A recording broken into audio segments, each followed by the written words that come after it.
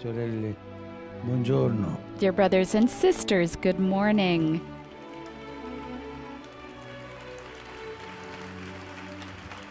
La crisi che stiamo vivendo a causa The crisis we are living due to the pandemic is affecting everyone. possiamo uscirne migliori se cerchiamo tutti insieme We can emerge il from bene it for the comune. better if we all seek the common good together. Usciremo peggiori. The opposite would be that we emerge from it worse. Unfortunately, we see partisan interests emerging.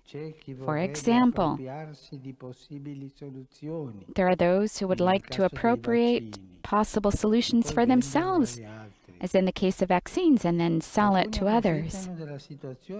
Some are taking advantage of the situation to instigate divisions by seeking economic or political advantages, generating or exacerbating conflicts. Others simply are not interesting themselves in the sufferings of others. They pass by and go their own way.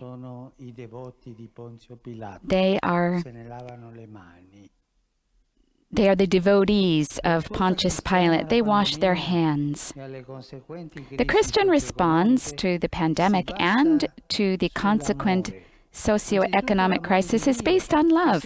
Above all, love of God who always precedes us. He loves us first. He always precedes us in love and in solutions. He loves us unconditionally.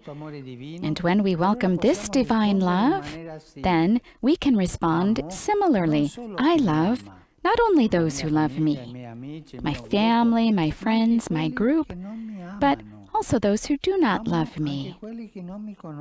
I love even those who do not know me. I love even those who are strangers, and even those who make me suffer or whom I consider enemies. This is Christian wisdom, eh? This is Jesus' teaching. The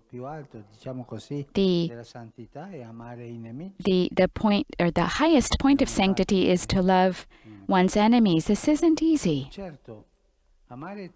Certainly, to love everyone, including enemies, is difficult. I would say it is even an art, but an art that can be learned, that can always be learned and improved. True love that makes us fruitful and free is always expansive. And true love is not only expansive, it is also inclusive. This love cares, heals, and does good.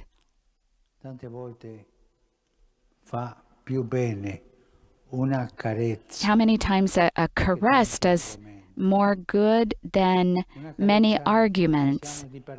A caress, let's say, of pardon, and not as many arguments to defend oneself.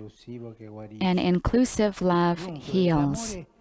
So, love is not limited to the relationship between 2 or 3 people, or to friends, or to family. It goes beyond. It comprises civil and political relationships, including a relationship with nature. Love is inclusive. It's everything. Since we are social and political beings, one of the highest expressions of love is specifically that which is social and political, which is decisive to human development and to face any type of crisis. We know that love makes families and friendships flourish. But it is good to remember that it also makes social, cultural, economic, and political relationships flourish, allowing us to construct a civilization of love. As St. Paul VI used to love to say, and in his own turn, St. John Paul II, without this inspiration, another culture prevails, that that is egotistical and indifferent, the throwaway culture. I throw out whatever I don't like, whoever I can't love, or whoever seems to me to be who isn't useful in society. Today at the entrance, at the beginning, it seems that he greeted a married couple, and a couple asked him to pray for them because they have a disabled son. And the Pope asked what they do. Their entire life is spent for that disabled son. That's love. And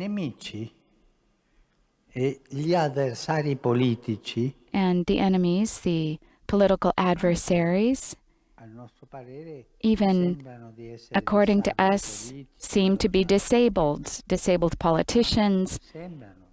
It seems that way. Only God knows if it's that way or not. But we need to love them. We need to dialogue. We need to build this civilization of love.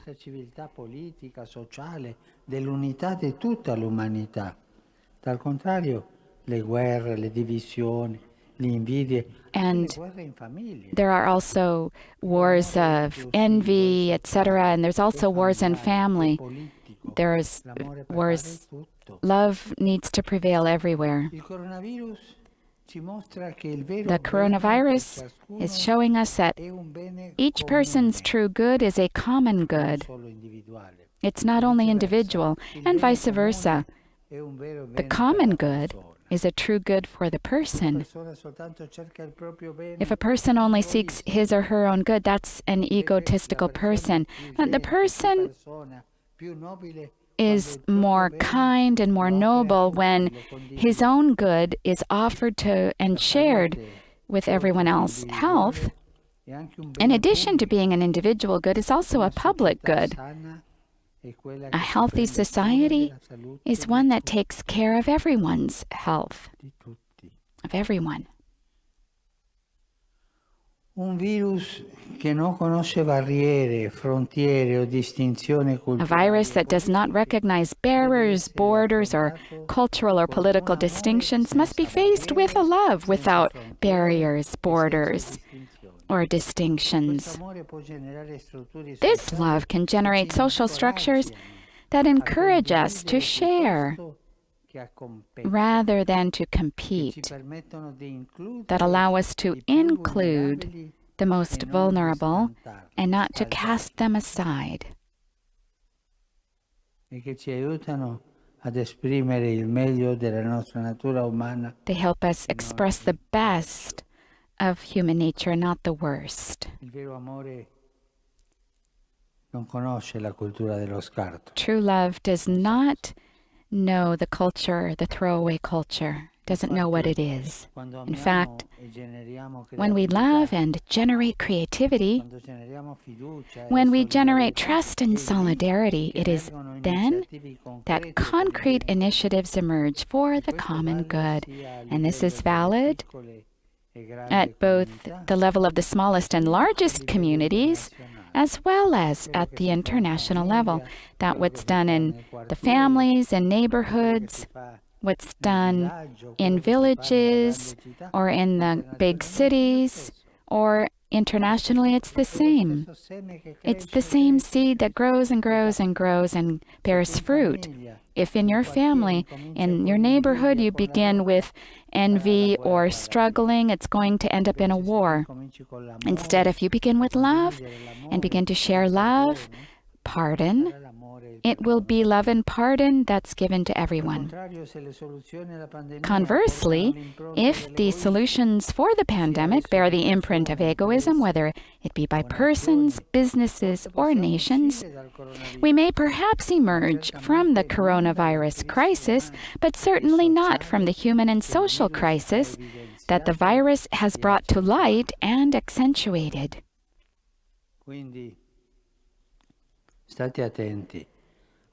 Therefore, be careful not to build on sand.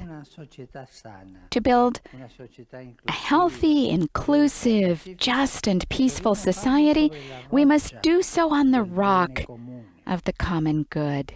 The common good is a rock. And this is everyone's task, not only that of a few specialists. St. Thomas Aquinas used to say that the promotion of the common good is a duty of justice that falls on each citizen. Each citizen is responsible for the common good, and for Christians it is also a mission. As St. Ignatius of Loyola taught, to direct our daily efforts toward the common good is a way of receiving and spreading God's glory. Unfortunately, politics does not often have a good reputation, and we know why. This isn't to say that all politicians are bad. I don't want to say that. I'm saying only that, unfortunately, politics often does not have a good reputation. Why?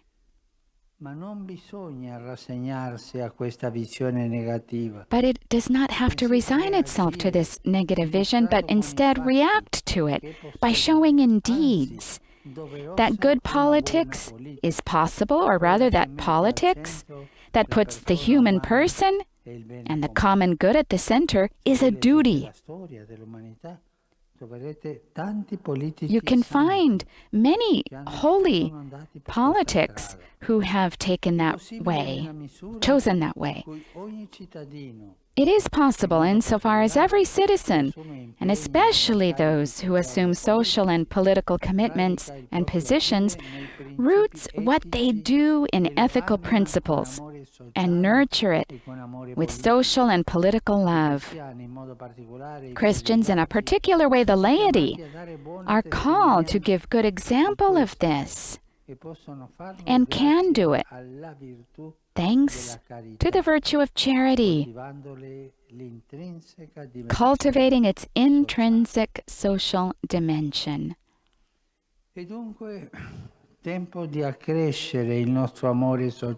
It is therefore time to improve our social love. I'd like to emphasize this, our social love.